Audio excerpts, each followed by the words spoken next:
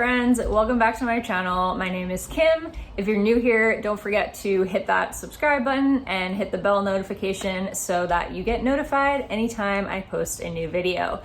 So today I'm here to talk about my most anticipated books of 2022. This is going to be part one. So this will be the books that are coming out in April, May, and June. And I will do two more of these for the remaining 6 months of the year, because I wanted to focus on just what's upcoming next. So let's get right into it.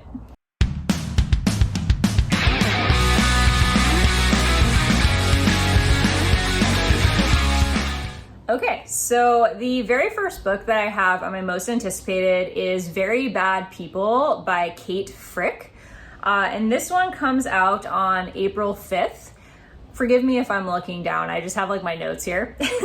And so this one was described as dark academia, young adult thriller for fans of The Female of the Species and People Like Us. The Female of the Species and People Like Us were both 5-star absolute favorites of mine. So that was enough. I read that and I was yep, check, add to want to read list. So this one says that it's about Calliope Bolin. It says 6 years ago, Calliope Bolin's mother drove the family van into a lake with her 3 daughters inside. The girls escaped, but their mother drowned, and the truth behind the accident remains a mystery Calliope is determined to solve. Now 16, she transfers to Tipton Academy, the same elite boarding school her mother once attended. Tipton promises a peek into the past and a host of new opportunities, including a coveted invitation to join Haunt and Rail, an exclusive secret society that looms over campus like a legend. I'm already sold. I was sold by the description of the books it's but then add in dark academia and secret society, and that's all I need to know.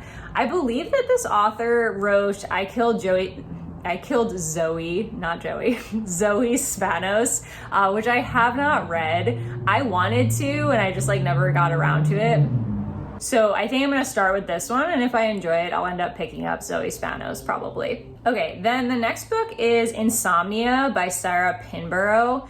I have not read anything by this author yet. So Sarah Pinborough, I think her most famous one is Behind Her Eyes, which everyone says has this killer twist. And I've had on my TBR for so long. I don't own it, but I've been wanting to read it for so long.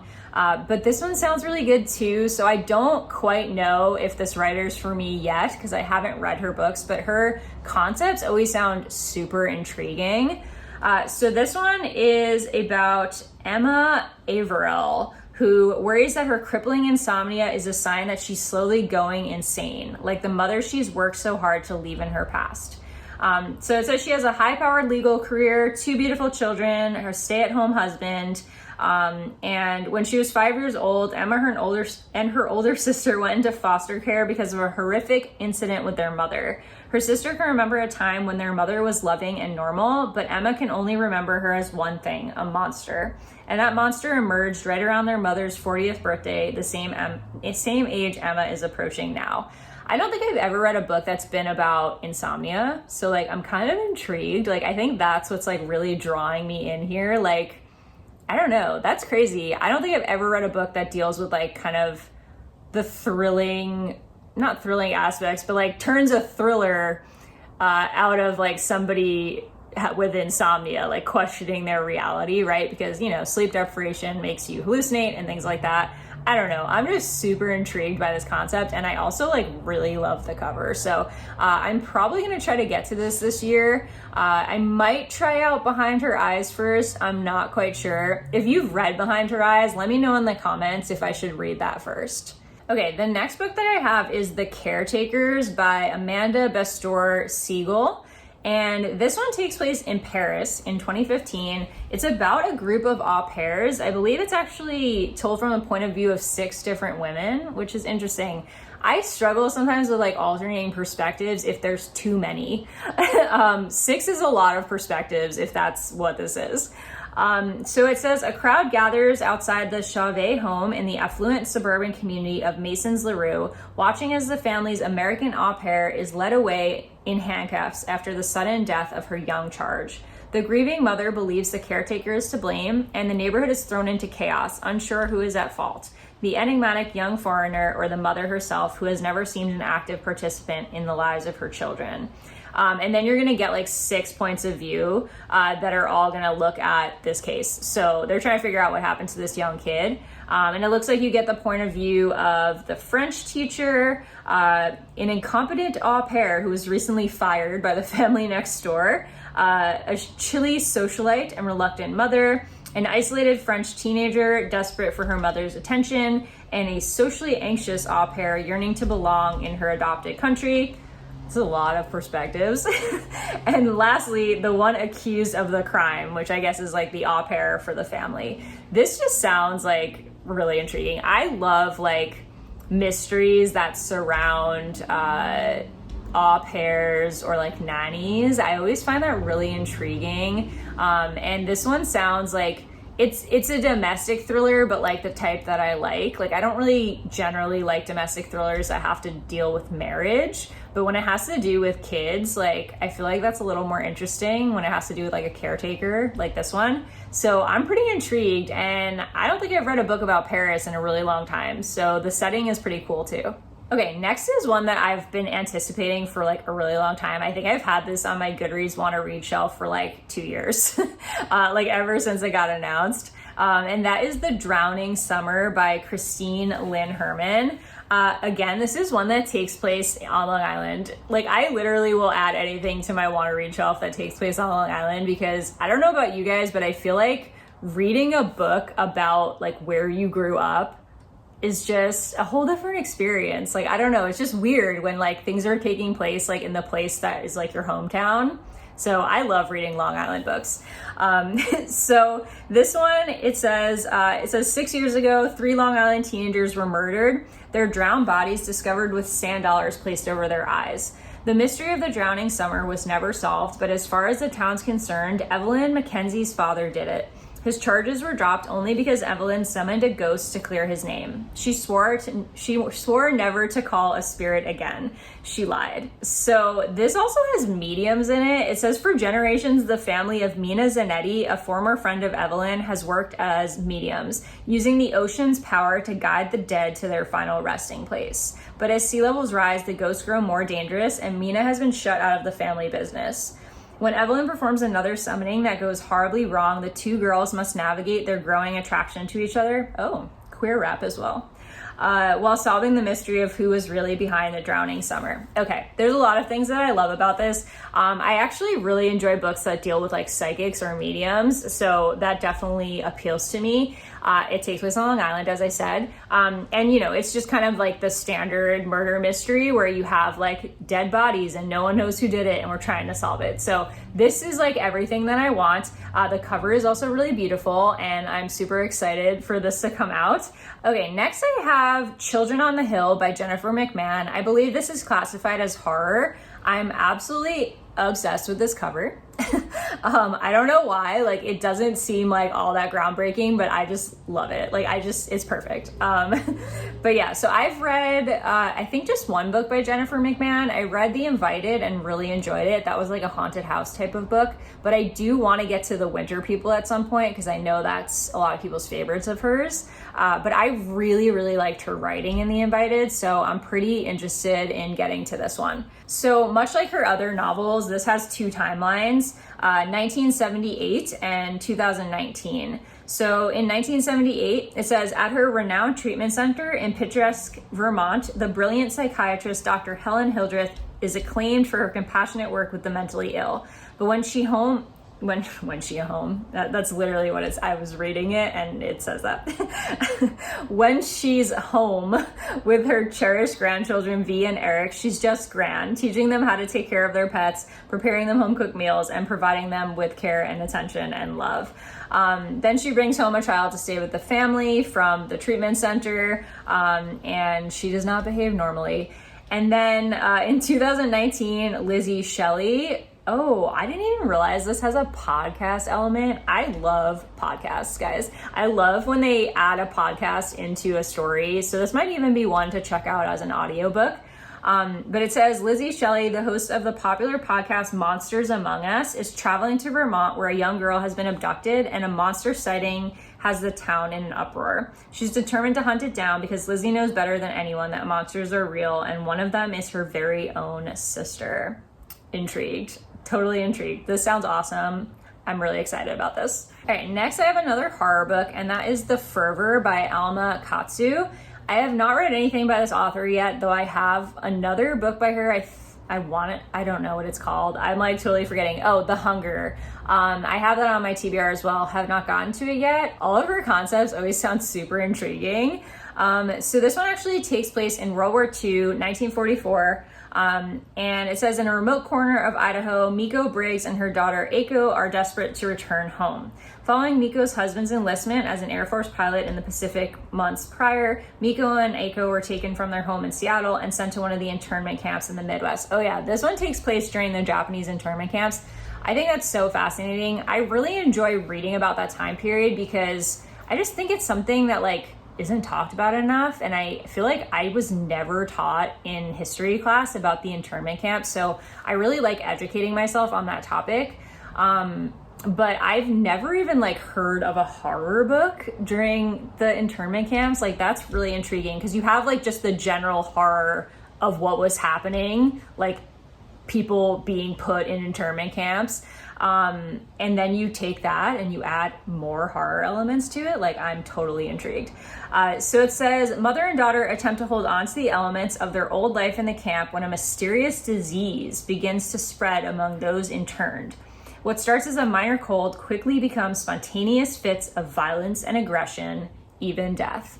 I don't really need to know anymore. This sounds great. Yeah, I'm really into it. I'm loving, like, I know some people are turned off by kind of like the disease type horror because, you know, we just went through it with the pandemic and I totally get that. But I genuinely love horror that deals with like pandemic or diseases spreading. Like even despite the like trauma of the last couple of years, like I still eat that shit up. So I'm like really excited to get to this one. Okay, next is a book called Hidden Pictures by Jason Rekulak. And this one is also a horror book. I really like went at it adding like horror and mystery thriller books to my most anticipated shelf because like it's just all I want right now. So this one is about a girl named Mallory Quinn, or a woman named Mallory Quinn. It says that she's fresh out of rehab. She takes a job in the affluent suburb of Springbrook, New Jersey, as a babysitter for Ted and Caroline Maxwell. She's looking after their 5-year-old Teddy. She immediately loves the new job. She lives in the pool house, goes for nightly runs, and has stability that she craves. She bonds with Teddy, a sweet, shy boy who's never without his sketchbook and pencil. Apparently, like, I'm really into, like, caretaker stuff right now. But one day he draws something different, a man in a forest dragging a woman's lifeless body. Creepy children, yes. As days pass, Teddy's artwork becomes more and more sinister, and his stick figures steadily evolve into more detailed, complex, and lifelike sketches well beyond the ability of any 5-year-old. Mallory begins to suspect these are glimpses of an unsolved murder from long ago. Love it, love it. That's all I need to know. Love creepy children, love caretaker stories. Like, this sounds really, really interesting. Okay, next I have Black Tide by Casey Jones. This is a new discovery. I just heard about this like really recently. This is described as Cujo meets A Quiet Place, which is like a really interesting pairing right there. So it says Mike and Beth didn't know each other existed before the night of the meteor shower. This is like a sci-fi horror. A melancholy film producer and a house sitter barely scraping by, chance made them neighbors, a bottle of champagne brought them together, and a shared need for human connection sparked something more. After a drunken and desperate one-night stand, the two strangers awake to discover a surprise astronomical event has left widespread destruction in its wake. But the cosmic light show is only a part of something much bigger and far more terrifying. Okay, so they get, basically this is like an apocalyptic story. They get stranded on the side of like some Oregon road in the middle of nowhere. And it's, yeah, dystopia. Love it, love it. Really looking forward to this one. I really want to read more sci-fi thrillers, so I added this one like immediately after looking at it. All right, then we have Just Like Mother by Anne Hetzel. Love this cover, super creepy, love the doll's head. This one is also a horror book, and it is about Maeve, who last saw her cousin the night she escaped the cult that they were raised in. So obviously, like, I read the first line of this and immediately added to my most anticipated. If you don't know, I absolutely love cult books. Like, it's just, I find it's so fascinating, the psychology behind cults, like how people get drawn into cults and how they stay in cults, and like how these enigmatic leaders are able to draw people in. Like, I will read anything, fiction or nonfiction, about a cult. For the past 2 decades, Maeve has worked hard to build a normal life in New York City where she keeps everything and everyone at a safe distance. When Andrea suddenly reappears, Maeve regains the only true friend she's ever had. Soon she's spending more time at Andrea's remote Catskills estate than in her own cramped apartment. Maeve doesn't even mind that her cousin's wealthy work friends clearly disapprove of her single lifestyle. After all, Andrea has made her fortune in the fertility industry. Baby fever comes with the territory. The more Maeve immerses herself in Andrea's world, the more disconnected she feels from her life back in the city, and the cousin's increasing attachment triggers memories Maeve has fought hard to bury. Okay, so basically, I'm getting like kind of these like memory vibes. Like, she's out of the cult, and 20 years later, she remembers all the stuff that she had blocked out. Love it, yes. Also loving the remote Catskills vibes. So this is definitely going to be a good one. Next, I have Hide by Kiersten White. This is, I think, this author's first adult novel. I've read 1 or maybe 2 of Kiersten White's young adult novels, but this one sounds so intriguing. So this is basically, there's a challenge. There's 14 competitors, 7 days, and they have to spend a week hiding in an abandoned amusement park and not get caught. There's a huge money prize, and basically everyone's desperate to win because of whatever reason. They either have like some dream that they want to accomplish, or they want to escape their past. They all have their reasons. This sounds very like Squid Game to me. No, I have not watched Squid Game. No, I don't have any desire to watch Squid Game, but this is giving me like Squid Game vibes from what I know about it. And yeah, so this sounds cool. Love me a good competition. Love me a good abandoned amusement park. And yeah, I'm totally intrigued to get to this. This is horror, by the way. Next, I have a thriller, The Woman in the Library by Solari Gentile. And I love the cover of this. I think I might have literally added this because of the cover. Don't judge. So this takes place in the Boston Public Library. It says the ornate reading room at the Boston Public Library is quiet until the tranquility is shattered by a woman's terrified scream. Security guards take charge immediately, instructing everyone inside to stay put until the threat is identified and contained. While they wait for the all clear, 4 strangers who happen to sit at the same table pass the time in conversation, and friendships are struck. Each has his or her own reasons for being in the reading room that morning. It just happens that one is a murderer. Murder mystery at a library? Like, sold. Yes. Why do we not have more murder mysteries that take place at libraries? Okay, next book that I have here is Games for Dead Girls by Jen Williams. This looks YA, but it's not YA. It's an adult book. And so this takes place in England. Love it. Love anything taking place in the UK.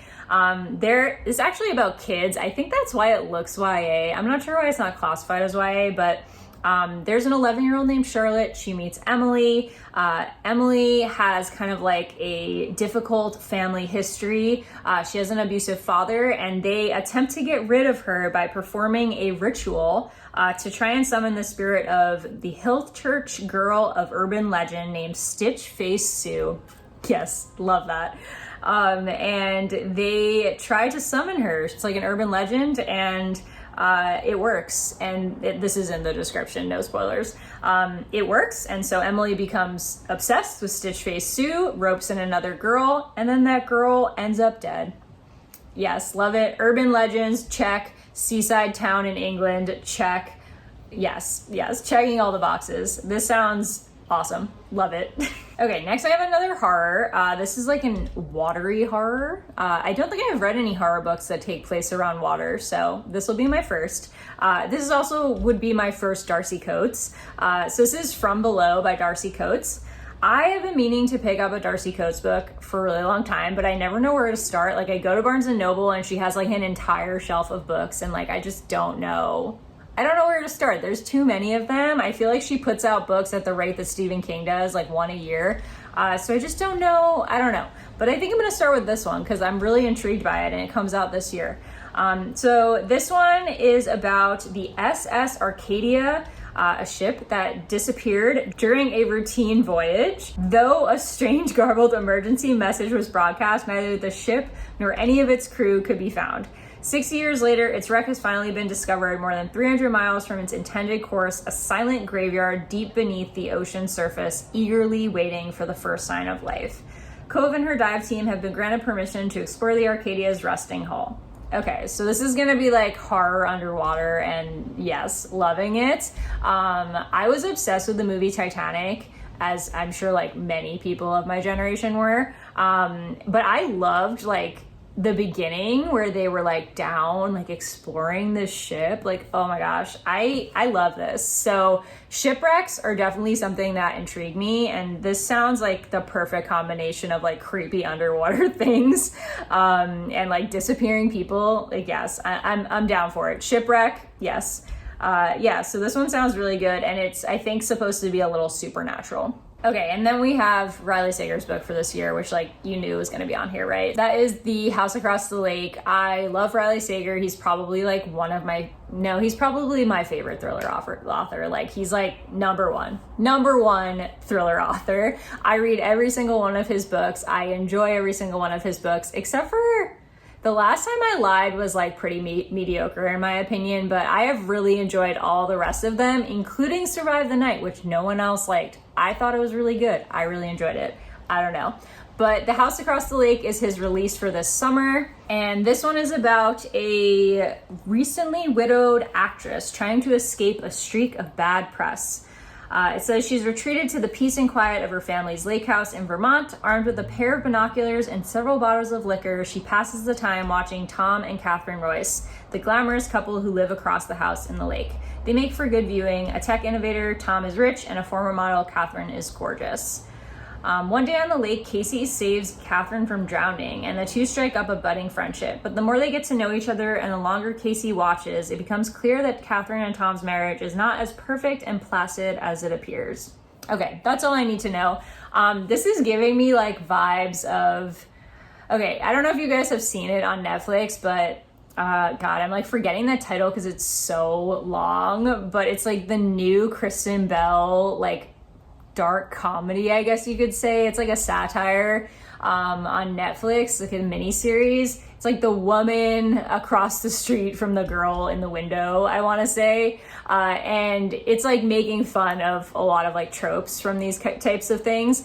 And I just got like vibes from that when I was reading this. Like, you know, this woman who's like isolating herself and drinking too much and watching her neighbors, like same vibes, honestly. But yeah, I'm intrigued. I love anything that takes place like isolated, lake house, loving that. Love the ambiance, love the atmosphere. And I don't know if this is going to be like a marriage focused, more like domestic thriller, but literally any book Riley Sager writes, I can not put down. Like, I think every single book I've read by him, with the exception of The Last Time I Lied, I have been like flipping the pages like furiously, like could not put them down. So I'm sure that I will love this despite what it's about, because I just love his writing. Okay, and then the last most anticipated I have on this list is Summer's Edge by Dana Melly. Dana Melly is the author of People Like Us, which I mentioned earlier. I loved, 5 stars, like one of my favorite YA mystery thrillers. And this is her new book. And it says that it is I Know What You Did Last Summer meets The Haunting of Hill House. Those are like 2 of my favorite movies. I know they're also books. I'm pretty sure I read I Know What You Did Last Summer like when I was a child, like a teenager or a preteen. But I was obsessed with that movie, like 90s horror vibes. And Haunting of Hill House, I also love. So I like literally just that alone makes me want to read this. This is, I think, the only YA book on this list. And it says, Emily Joyner was once part of an inseparable group. She was a sister, a best friend, a lover, and a rival. Summers without Emily were unthinkable, until the fire burned the lake house to ashes with her inside. A year later, it's in Emily's honor that Chelsea and her 4 friends decide to return. The house awaits them, meticulously rebuilt. Only Chelsea is haunted by ghostly visions. Loner Ryan stirs up old hurts and forces Golden Boy Chase to play peacemaker. This description is very like piecemeal, like I'm having trouble following it. Which has perfect hostess Kennedy on edge as eerie events culminate in a stunning accusation. Emily's death wasn't an accident. Yeah, we all saw that coming. Yeah, this is like very tropey, right? So it's just like these four people revisit the site of a murder and find out, dun dun dun, one of them killed her, I'm sure. I just love the way that she pieced together People Like Us. Like, I thought it was just such a well-plotted thriller. So I'm really looking forward to this. And even though it's a little tropey, I'm sure she's gonna do a great job with it. Yeah, so that's it. That's the last of my most anticipated. I will have another one of these videos coming out like end of June for the next 3 months. To kind of do my most anticipated for that. I'm trying to keep these to around 15 books because realistically, like that's all I'm gonna get to. Just because like I have to balance it out with books that didn't come out this year as well.